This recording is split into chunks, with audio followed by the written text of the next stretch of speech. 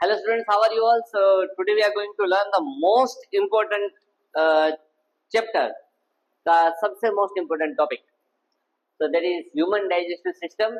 Each and every board के paper में पूछा जाता है. That much importance carries the human digestive system, digestion in mouth, movement, stomach, small intestine, large intestine.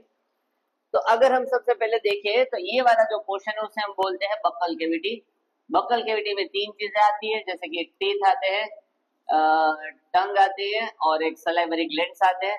ये वाला pipe तो आपको दिख रहा है, एसोफेगस. एसोफेगस देखो पाथ में देख रहा हूँ, यहाँ से मैं पाथ बना रहा हूँ. फूड गया गया, यहाँ से गया ये स्मॉल स्टमक में से गया, ध्यान से देखना, स्मॉल इंटेस्टाइन में. ये बीच में लार्ज इंटेस्टाइन है, पीछे से पाइप आता होगा, फिर यहाँ पे से घूमता रहेगा. क्लियर? ये स्मॉल इंटेस्टाइन में घूमता गया, वहां से गया लार्ज इंटेस्टाइन, लार्ज इंटेस्टाइन में से गया रेक्टम, ये लास्ट वाला पोर्शन, और एनस के थ्रू बाहर. समझ गए भाई क्या हुआ?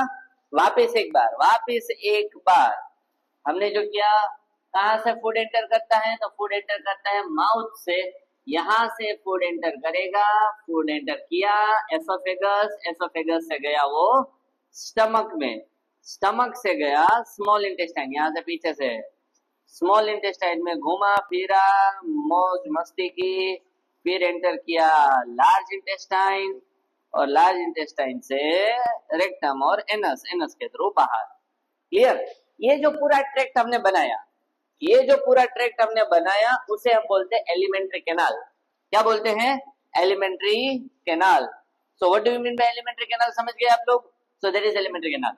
नाउ ये वाला जो पार्ट है दैट इज डायफ्राम. डायफ्राम कहाँ पे होता है? हमारे रिब्स. आप हड्डियां यहाँ पे फील कर सकते हो अपनी, जहां पे हड्डियां खत्म होती है उसके नीचे आंख बंद करके इनहेल करो तो आपको कोई ना कोई पोर्शन ऐसा अप डाउन मूवमेंट करता हुआ दिखेगा. That up down movement is of diaphragm.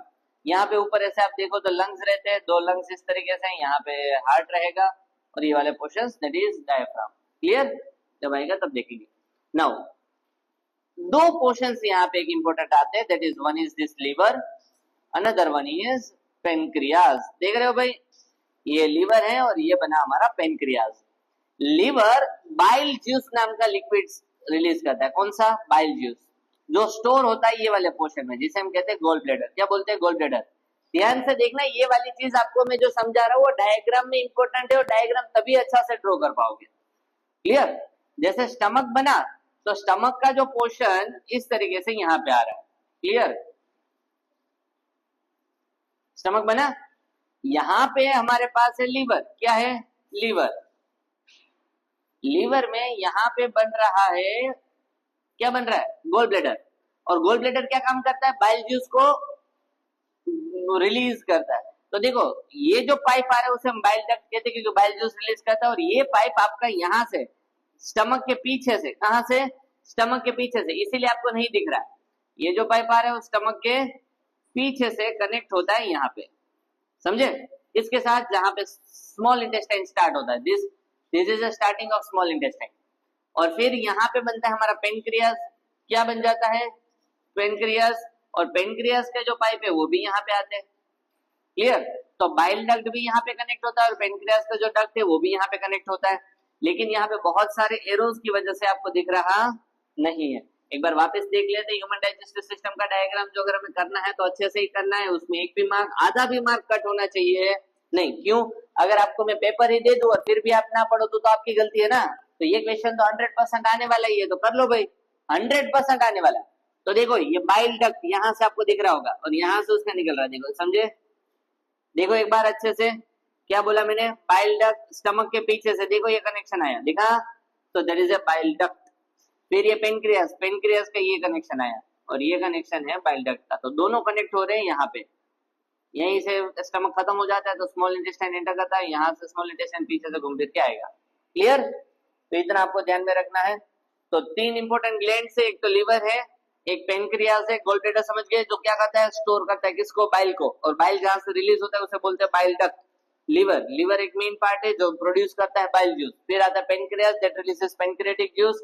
End portion of the, यहाँ पे जो अगर हम देखें नीचे का जो एक्स्ट्रा आउट ग्रोथ है लार्ज इंटेस्टाइन का, उसे हम बोलते हैं अपेंडिक्स. लार्ज इंटेस्टाइन है जिसे कोलन भी कहेंगे, एनस है लार्ज एंड पोर्शन जहां से बॉडी वेस्ट बाहर जाएगा, small intestine, stomach, oesophagus, mouth buccal cavity.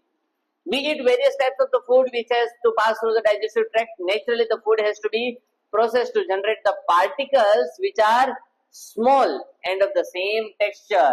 जिससे हम क्या कर सके, अपना ब्लड के अंदर उस चीज को ऐड कर सके, इतने छोटे पार्टिकल से जिससे सेल उसे एब्जॉर्ब कर सके, उतने छोटे पार्ट में करना है. So now mouth. माउथ की बात करें तो माउथ के अंदर क्या होता है, टीथ होते हैं. दूसरा क्या करता है, सलाइवरी ग्लैंड्स होते हैं. टीथ क्या करेंगे, क्रशिंग, फूड के टुकड़े करेंगे. So it will crush food. Food is crushed by our teeth. Now salivary glands को क्या रिलीज करेगा, सलाइवा. क्या रिलीज करेगा, सलाइवा, जो फूड को वेट एंड सॉफ्ट बनाता है. और सलाइवा के अंदर एक एंजाइम होता है जिसका नाम है सलाइवरी एमिलेज. क्या नाम है, सलाइवरी एमिलेज. और सलाइवरी एमिलेज हमने आगे भी देखा था कि भाई स्टार्च है, स्टार्च को ग्लूकोज में कन्वर्ट करना है. किसको कन्वर्ट करना है, स्टार्च को. स्टार्च को किस में कन्वर्ट करना है, ग्लूकोज में. किसमें, ग्लूकोज में. तो क्या लगेगा, एंजाइम लगेगा. क्या लगेगा, एंजाइम. कौन सा एंजाइम, एमाइलेज. कौन सा, एमाइलेज. क्लियर, कौन सा एंजाइम लगेगा भाई, सॉरी वापिस, कौन सा एंजाइम लगेगा, एमाइलेज. कौन सा एमाइलेज, सलाइवरी एमाइलेज, क्योंकि सलाइवे के अंदर होता है, बाकी और कुछ नहीं है. तो उसमें से सिंपल शुगर, स्टार्च है वो क्या है, कॉम्प्लेक्स शुगर है. क्या है, कॉम्प्लेक्स शुगर है. और ग्लूकोज क्या है, वो क्या है, सिंपल शुगर. तो ये कन्वर्जन के लिए एंजाइम चाहिए. और कौन सा एंजाइम, सलाइवरी एमाइलेज. तो food is mix with the saliva. और कौन मिक्स करेगा, उसको मिक्स करेगा टंग. फूड को सलाइवा के साथ कौन मिक्स करेगा, टंग. तो अच्छे से क्या हो जाएगा, मस्कुलर टंग है जो अच्छे से मिक्स कर सकेगा. देन फूड कहाँ पे जाता है, फूड जाता है नीचे, स्टमक में. कैसे, तो भाई ये पाइप लेके, इस पाइप का नाम क्या है, उस पाइप का नाम है oesophagus. The lining of the canal. This esophagus is a canal which performs rhythmic contraction of the muscles. जो स्मॉल एसोफेगस है बहुत ही पतला पाइप है, इसीलिए बार बार आपने वर्ड भी सुना होगा कि एसोफेगस जब भी बोलते हैं तो बोलते हैं नैरो एसोफेगस, बहुत पतला पाइप है. क्या बोलते हैं, नैरो एसोफेगस. तो एसोफेगस के अंदर जब भी फूड जाता है तो एसोफेगस के मसल्स में मूवमेंट आता है जो क्या करेगा, फूड को आगे बढ़ाता है. दिस रिदमिक मूवमेंट, कॉन्ट्रैक्शन वाला जो मूवमेंट हो रहा है मसल्स के अंदर, उस मूवमेंट को हम बोलते हैं पेरिस्टाल्टिक मूवमेंट, जिससे फूड आगे बढ़ता है. So this rhythmic movement of muscles in order to push the food forward is called peristaltic movement, जो पूरे एलिमेंट्री कैनाल में पूरे गट के थ्रू अंदर हो जाता है. By such movement, the food is moved in a regulated manner along with the digestive tube. So it can be processed properly in each part. हर एक जगह पे थोड़ी थोड़ी देर रुकता फूड आगे बढ़ता जाता है ताकि अच्छे से डाइजेशन हो सके और आगे बढ़ सके. The food is taken from mouth to the stomach through this food pipe called esophagus. ऊपर बक्कल कैविटी से यहाँ पे स्टमक तक आया तो कौन लेके आया, ये वाला पाइप. इस पाइप का नाम क्या है, एसोफेगस. अब ध्यान से देखना, स्टमक, स्टमक का जो ये वॉल है, स्टमक का जो ये वॉल है वो क्या रिलीज करता है, वो रिलीज करता है गैस्ट्रिक ज्यूस. क्या रिलीज करता है, गैस्ट्रिक ग्लैंड्स होते हैं तो रिलीज करता है gastric juice in the stomach. This releases hydrochloric acid, a protein digestive enzyme called pepsin and mucus, that is gastric juice. तीनों को मिला दे तो क्या बोलेंगे, गैस्ट्रिक ज्यूस. गैस्ट्रिक ज्यूस के अंदर तीन चीजें होती है. कौन सी तीन चीजें होती है, हाइड्रोक्लोरिक एसिड होता है. क्या होता है, हाइड्रोक्लोरिक एसिड होता है, एक एंजाइम होता है जिसका नाम है पेप्सिन, और तीसरा होता है म्यूकस.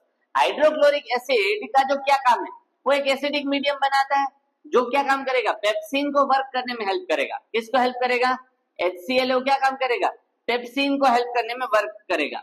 Helps pepsin. क्यों, क्योंकि पेप्सिन जो है, ये वाला जो पेप्सिन क्या काम करता है, प्रोटीन डाइजेस्टिव एंजाइम है. कैसा है, प्रोटीन डाइजेस्टिव एंजाइम जो हाईली एसिडिक मीडियम में ही काम करता है. अगर हमारा स्टमक का मीडियम एसिडिक नहीं होगा तो पेप्सिन पड़ा रहेगा, काम करेगा नहीं. तो इसीलिए पेप्सिन को हेल्प करेगा.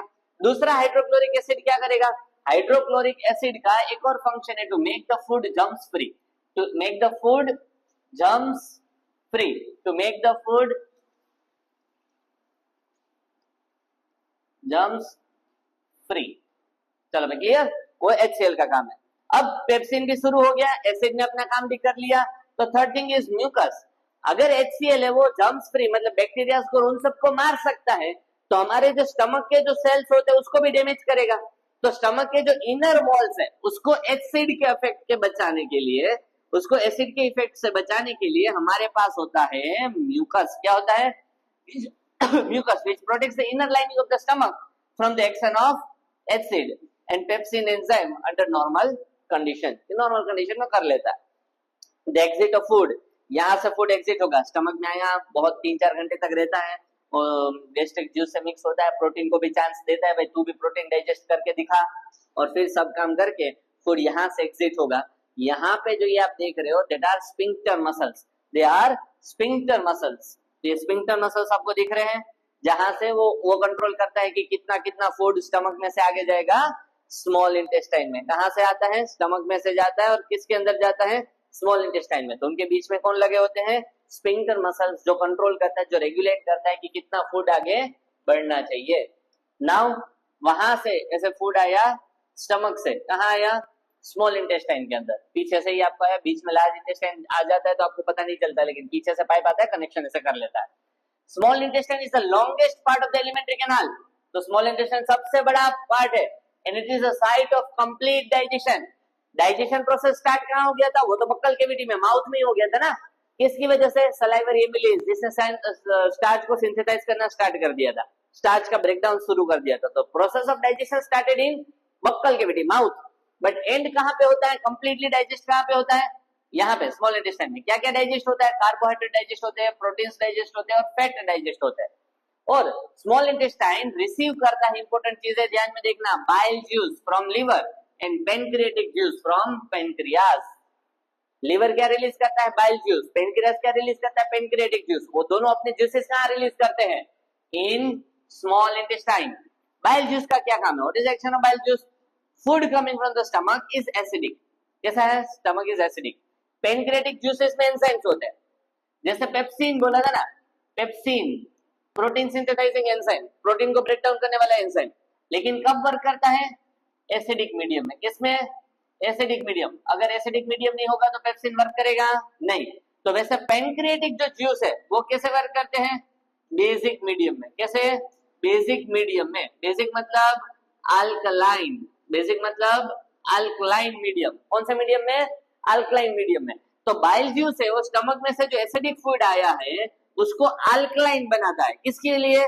पेनक्रियाटिक एंजाइम्स को वर्क करने के लिए। और दूसरे जो बाइल सॉल्ट्स होते हैं वो ब्रेक डाउन करते हैं किसको?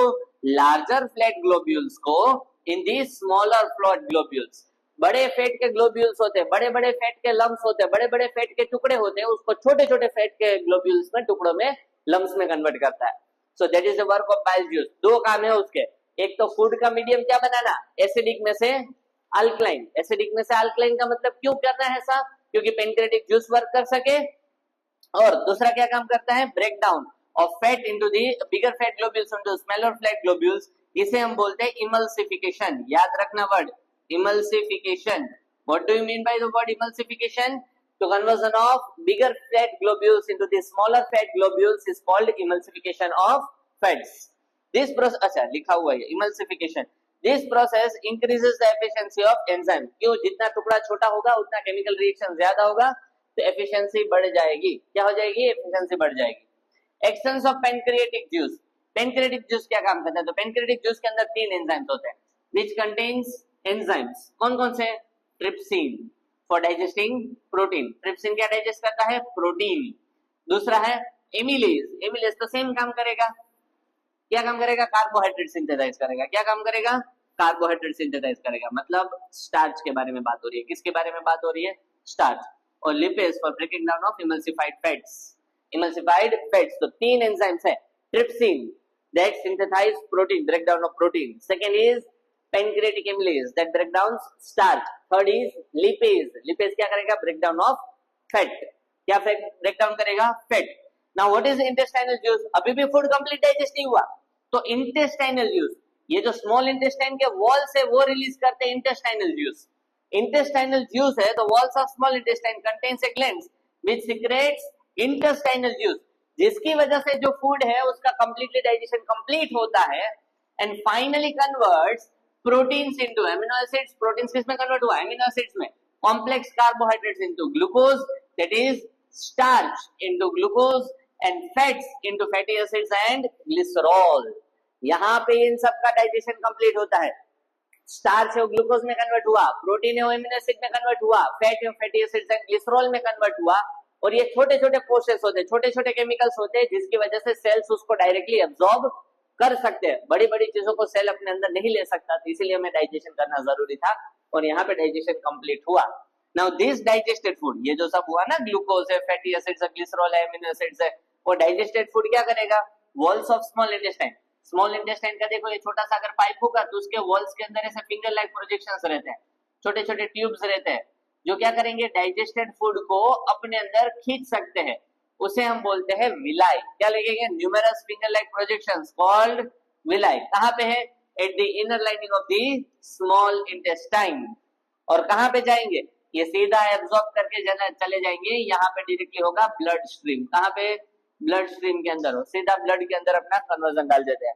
These villi are richly supplied with blood vessels, which increases the efficiency of the absorption of digested food. तो सीधा ही डाइजेस्ट फूड करके ब्लड के अंदर एम्प्टी कर देंगे. क्लियर? अब आता है लार्ज इंटेस्टाइन. तो स्मॉल इंटेस्टाइन का काम खत्म हुआ तो उसके बाद फूड कहाँ जाएगा? लार्ज इंटेस्टाइन में. लेकिन अब डाइजेशन तो खत्म हो गया, तो अब क्या बचा है? सिर्फ वेस्ट और एक्सेस वाटर. बहुत ज्यादा पानी होगा और क्या रहेगा? फूड. लेकिन कैसा food? Undigested food, that is waste. वो कहाँ जाएगा? The unabsorbed food is sent into the large intestine, where it via walls absorbs more water from this material. जितना पानी, लार्ज इंटेस्टाइन का एक ही काम है, to absorb water. Water absorb कर लेगा ताकि जो भी वेस्ट बचा क्या हो जाए? हो सके उतना ड्राई हो जाए. The rest of the material is removed out of the body via anus, last part. इसी को हम क्या बोलते हैं? एनस. क्लियर? एनस के थ्रू बाहर निकल जाएगा. And this exit of waste material is also regulated by anal sphincter muscles. जैसे स्टमक और स्मॉल इंटेस्टाइन के बीच में स्फिंक्टर मसल्स होते हैं थोड़ा थोड़ा फूड पास करने के लिए, तो यहाँ पे भी होते हैं anal sphincter muscles. Clear? So anal sphincter ensures the direction of the digested food towards the next stage after large intestine in alimentary canal in the human beings. तो बाहर निकल जाएगा, खत्म हो जाता है लास्ट स्टेज, और यहीं पे हमारा ह्यूमन डाइजेस्टिव सिस्टम होता है खत्म. Thank you. एक छोटा सा पोर्शन अगर हम कंट्रोल करें, लास्ट एक डिस्कस कर ही लेते हैं. चलो, take 1 ml of starch solution 1% in 2 test tubes, that is A and B. एक एक में ले लिया 1% in 2 test tube A and B. Add 1 ml of saliva to test the tube A and leave both the test tube undisturbed for 20 to 30 minutes. Now add few drops of dilute iodine solution to the test tubes. Again, क्या? In which test tube do you observe a color change? Starch solution लिया, बहुत कम वाला, यानी 1%. एक test tube में आपने 1% लिया, दूसरे टेस्ट ट्यूब में भी आपने 1% लिया. दोनों में आपके पास क्या है? स्टार्च है. यहाँ पे भी क्या है? स्टार्च है. लेकिन इसमें आपने क्या ऐड किया है? Saliva. Saliva contains an enzyme called amylase, जो क्या काम करता है? स्टार्च को ब्रेक डाउन करता है. आपने 20-30 मिनट के बाद दोनों के अंदर क्या ऐड किया? आयोडीन. क्या ऐड किया? Iodine solution.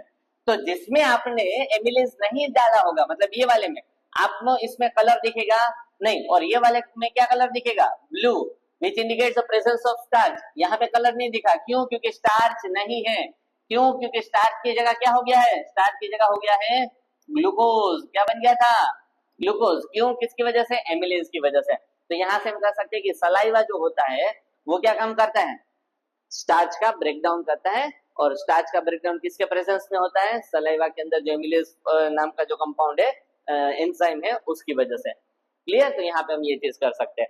नाउ क्या किया भाई? Colour change is observed in test tube B. Test tube B में क्यों कलर चेंज दिखा? क्योंकि उसमें सलाइवा ऐड नहीं था. Conclusion, on the addition of saliva starch solution, the starch gets converted into the products such as maltose sugar. Glucose का बड़ा भाई, ग्लूकोज के बड़े भाई को बोलते हैं माल्टोज शुगर, क्योंकि स्टार्च एमिलेज कंप्लीट डाइजेशन तो नहीं होता ना. कंप्लीट डाइजेशन तो ग्लूकोज में कब होता है? Small intestine. लेकिन एमाइलेज भी डाइजेस्ट तो कर सकता है. तो स्टार्च को कोई छोटे फॉर्म में, फिर उसको और कोई छोटे फॉर्म में, फिर उसको और कोई छोटे फॉर्म में, फाइनली कन्वर्ट होता है ग्लूकोज में. क्लियर? तो maltose. The length of the small intestine, वापस स्मॉल इंटेस्टाइन के ऊपर आ जाते हैं. The length of the small intestine differs depending upon the food they eat. Animals कौन सा फूड खाते हैं? जैसे कि हमने 3 तरीके के एनिमल्स देखे थे, herbivorous animals, carnivorous animals and omnivorous animals. तो हर्बीवोरस एनिमल्स खाते हैं घास फूस, हम भी तो खा सकते हैं, ओमनीवोरस है, so we can eat both, पेड़ पत्ते भी खा सकते हैं और मांस मच्छी भी खा सकते हैं। तो दोनों खाते हैं, लेकिन क्या हर एक पेड़ पत्ता हम खा सकते हैं? रीजन बताओ तो क्यों नहीं खाते? घास को देख के हमारे मुंह में पानी आता क्या? वाह क्या बढ़िया घास ग्रो हुआ है, नहीं आता। क्यों नहीं खाते हम? रीजन, क्योंकि उसको बनाया जाता है सेल्यूलोज, उसके बाहर होता है सेल वॉल। क्या होता है? Cell wall. और वो किसका बना है? सेल्यूलोज का। और हमारे पास कोई ऐसे एंजाइम्स नहीं है जो सेल्यूलोज का ब्रेकडाउन कर सके, इसीलिए हम वो चीज खा सकते नहीं है। क्यों? क्योंकि सेल्यूलोज का ब्रेकडाउन नहीं होगा। वो किससे होता है? हर्बीवोरस एनिमल से ही होता है। किससे होता है? हर्बीवोरस। बहुत ही मुश्किल से होता है। हर्बीवोरस एनिमल्स कर सकते हैं, लेकिन सेल्यूलोज का डाइजेशन करना बहुत मुश्किल होता है। जबकि मीट, जैसे कि मीट है वो इजियर है, वो इजीली डाइजेस्ट, क्यों? डाइजेस्ट करके तो बनाया, तो उसको डाइजेस्ट करने में कोई मुश्किल उतनी ज्यादा नहीं होती। Hence carnivorous animals like tiger have a shorter small intestine, और इनके स्मॉल इंटेस्टाइन कैसे होते हैं? Longer small intestine.